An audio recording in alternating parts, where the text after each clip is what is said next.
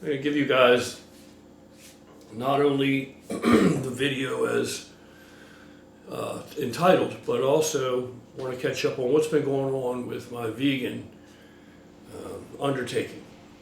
Well, what's happened is I can't handle it. I can't do it, man. Now, when I say vegan, I'm talking about vegan. Val's vegan.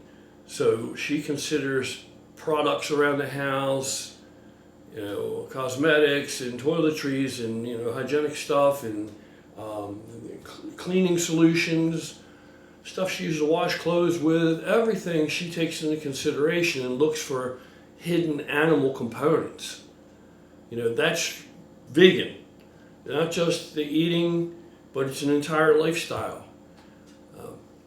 So already in my life I have a lot of that peripherally.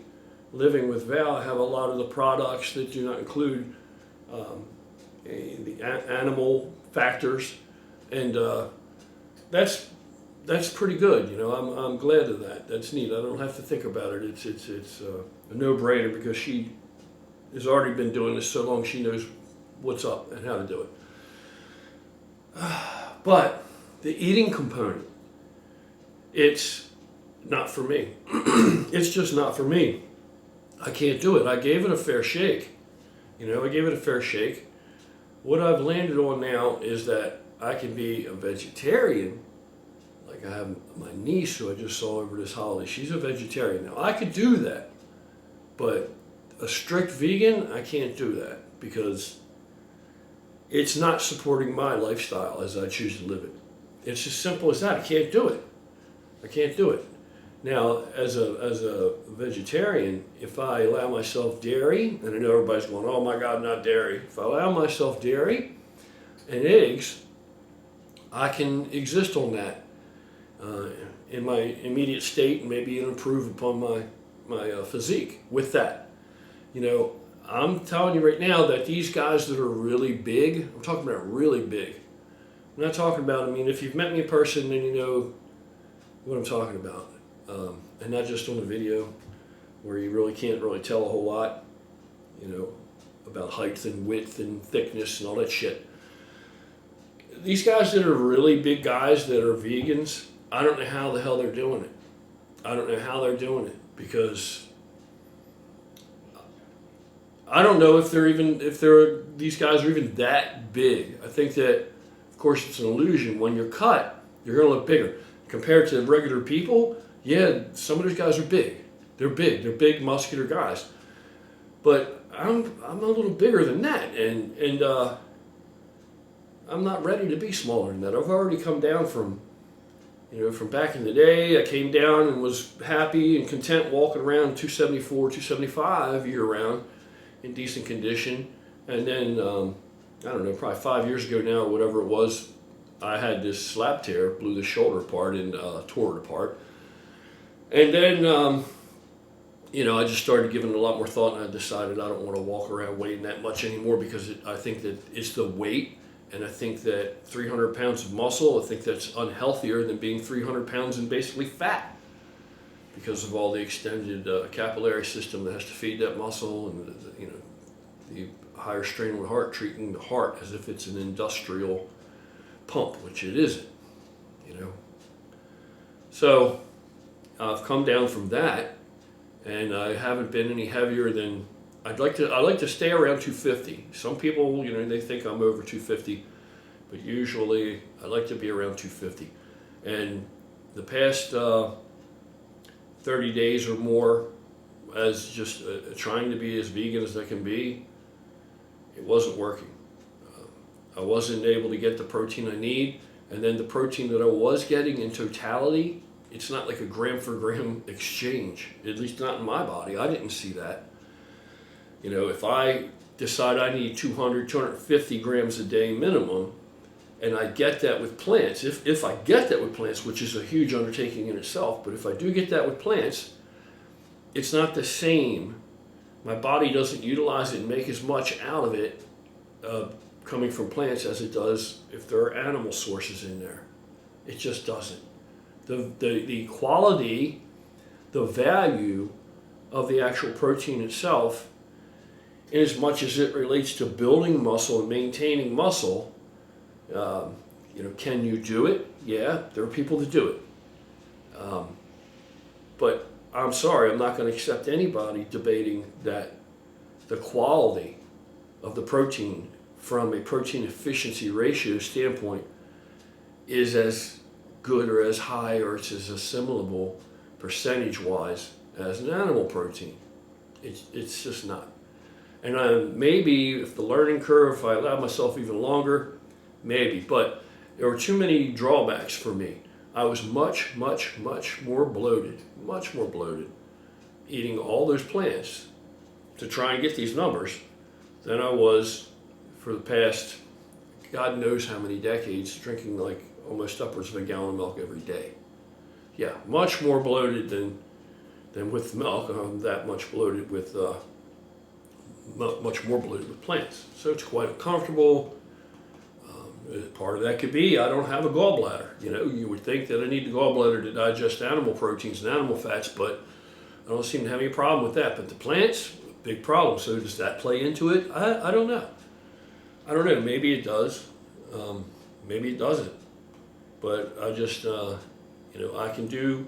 I still recognize, clearly, the value and necessity of the high percentage of plants in your daily intake. Most people, unless you really think about it and make it a target that you need to acquire and hit every day, you're most likely, like most people, not getting what you need from plants because you're not eating enough of them. So I'm going to, keep that up, but I'm just rolling in. I have been rolling in some dairy and some eggs and playing with it that way, thinking, you know what, I could get by with this. I could do this. Some high quality hydroslate, isolate, and milk. Some clean milk. And unfortunately, here's another slap in the face for a lot of people. It's going to be Fairlife because, by all accounts, they've gotten their act together and cleaned it up. I'm still not a fan, but their product, there's nothing that equates to it on the market. There's nothing on the market that can stand up next to Fairlife. Their product is that far above and beyond everybody else's for what we need. So what I need. So what am I going to do? Punish myself? If they're still going to produce it and they're still going to make it, and it's still going to be on that shelf, I'm going to have to use it. I'm going to use it. I'm going to take advantage of it. And fully I understand, that all the bad press they had, deservedly so. And I just hope for the best. I hope for the best. The world's a mess the way that we treat animals. And me sitting here telling you that I'm going to drink Fairlife and I'm going to get back to some animal proteins and stuff, that's just supporting more of the market and the negative aspects that go with it to the keep, mistreatment, and slaughter of animals. But I know that. I'm doing what I can do.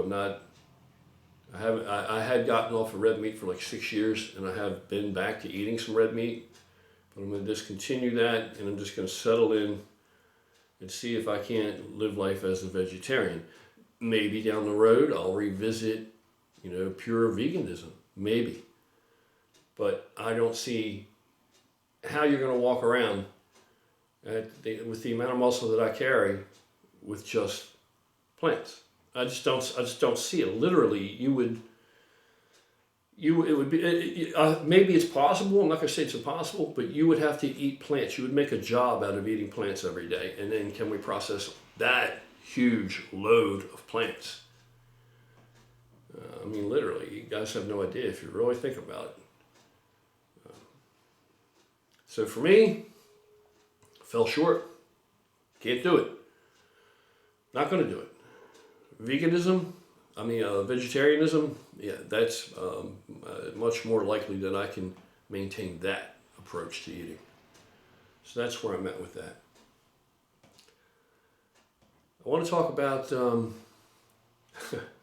Ironically enough, and this will probably piss people off even more with what I've previously, juxtaposed with what I've already just finished talking about, I want to talk about how you can use milk to as the foundation for your bodybuilding, muscle acquiring diets. It makes it very easy. I've talked about this a lot before. I don't know that I put it all together in one video, but I'm going to try and do that very briefly if I can. And that is, what I do is what I've always done. When I settle on something and I know it works, and I see that it works, I stick with it. When I do something, I give it a fair shake. It doesn't work, I don't stick with it. So it's never like I'm using anything in my diet or supplementing anything, and people would need to ask, does that work? Does that do anything for you? Yeah, otherwise I wouldn't be doing it, because I don't really experience that placebo effect. It's just been too many years and I'm not so hyped about everything. So if I roll something into my diet, it just becomes ritualistic. I just take it, I don't think about it. And then if I don't experience some kind of positive influence from it, then I shit can it. I get rid of it. So when I landed on using milk to found my diet as a foundation, it was because it was due to convenience and necessity, because I couldn't eat food all day long while I'm at work. I can't carry food with me 24/7, and I was in a shipyard for a while. It's very difficult. I tried. I did all kinds of things. I had hard-boiled eggs and baggies in my pockets and all kinds of stuff. It's very difficult with all the physicality of the job and the places you're in and out of, but I could carry a gallon of milk around every day. I could carry a gallon of milk around every day. And when I first started lifting, when I was a real little son of a gun, when I landed on a gallon of milk a day, information wasn't out there and that readily available, because it wasn't an internet, long far from being an internet. In fact, I built most of my muscle without there ever having been an internet. So when I landed on or read about milk in the magazines, so I started cool thing, gallon of milk a day, that's when I really started to see progress with building muscle, and went from a skinny, underweight, basically guy, very lean, but a skinny guy in my opinion, very skinny guy, to actually starting to fill out my frame with muscle when I started to get the milk in there. Because again, it's a no-brainer. You don't have to give it any thought, just ritualistic, consume it, and it does its thing. You gotta go to the gym and do your thing, your part. But drinking the milk, it's really not a whole lot of thought involved. It's just make sure you do it every day. So it just made it very simple. So I followed through with that many years, decades, and it never let me down. It always worked, even at my largest sizes. It used to be back in the day, we would get rid of the milk and dairy as we were getting ready to go do a competition or compete, because we believed that the lactose in the milk kept your skin thick, and it seemed that it did. But today, I haven't proven this out, but I would dare say that with milks such as Fairlife, it's so clean and so lactose devoid that you might be able to consume that and still get your skin that thin. And I mean real thin, not, I'm talking about rice paper thin. So when Fairlife and these cleaner milks came along and I switched over to Fairlife, that was like an epiphany as far as nutrition goes, because I replaced regular milks, even regular skim, with Fairlife, and it was huge. I could get more protein, the same amount of milk by volume, and I was getting less of shit that my body really didn't need. And Fairlife did not bloat me at all, versus the way that regular traditional milk, even skim, would bloat me in those amounts. And I didn't walk around bloated all day. It was by the end of the day, I'd be bloated. By the end of the day, whether you're consuming milk or not, if you're not really full of food by the end of the day, almost to the point that you're uncomfortable. But then you get up in the morning and it's gone, you can start anew. If you're not in that shape by the end of the day, and if you have a ways to go and you're really trying to seriously put on muscle, you're not eating enough. You're not eating enough. You're absolutely not. That's almost a mandatory telltale sign. You're going to be uncomfortable by the end of the day. You haven't eaten enough. And you should be eating without being hungry. If you're only waiting till you're hungry to eat, then right away, what are you doing wrong? Well, right there, that's a mistake. You just need to eat, like I said, ritualistically, have the plan and diet together, and just stay the course. Just stay the course. The other thing with milk is that, like I've told you before, it's so slow to digest that in those amounts throughout the day, even just sipping, a couple pulls off of a bottle of milk, you develop so much of a backlog of milk that needs to be digested and absorbed that your body is treated to, your musculature is treated to basically a continuous IV infusion of nutrition, as it's slowly digested and enters the bloodstream. So it's like a no-brainer. And with Fairlife, I could get 200 grams of milk or protein a day. So that's going to be like maybe 18%, 17% or so whey isolate, whey, and 70% or whatever casein or casein, maybe higher with the Fairlife, because you have more room for the protein because it's extracted, most of the fats or all of the fats and all the lactose. So by volume, there's more room for more milk protein of both sources, both types. So milk is pretty much, a superfood for building muscle. And there are some validity to a lot of the negative stuff people can say about it, but when you consider the real damage that we're absorbing every day, milk isn't even in the top 50 things. Milk isn't even there, whether you drink milk or you don't drink milk. Cutting milk out of your diet, the shit that's really doing you harm and doing us all harm, you're not going to get out of it. You're not going to be able to cut out of your diet. What I mean by that is you're exposed to it all day, 24/7, sometimes at a higher intensity than other times, but it's always there. I'm talking about these endocrine disruptors, environmental endocrine disruptors. And those are the real villainous bastards that are wreaking hazard on our health. Those are what you can't get rid of, and that shit gets in everything from all angles of attack. You get it. That's where the real damage is coming from, and you can try to mitigate it, but it's like throwing a pebble in the ocean. That's the effect that you can hope to get, unfortunately. So there's no point dwelling on it because you're not going to get rid of it. You're not going to make an impact in it. But, you could stop drinking milk. But all you got to do is just briefly spend 5 minutes to study these endocrine disruptors, this mess that we've made of our environment. And you'll, very easily, you could be, the same mindset I am and realize that eliminating milk and some of this other shit from your diet, that's nothing. That's nothing. That milk isn't going to kill you. These endocrine disruptors, very likely might. Very likely might. They're damn sure trying. So, anyway, that's it. That's how you can utilize milk and base your diet around milk. The rest of your meals are going to come on top of the milk. The milk is just this bed. It's the bedrock, the foundation. Minimum amount of nutrition per day. How much milk? It depends on who you are. Me, I like to get, it ends up being like 180 some, almost 190 grams.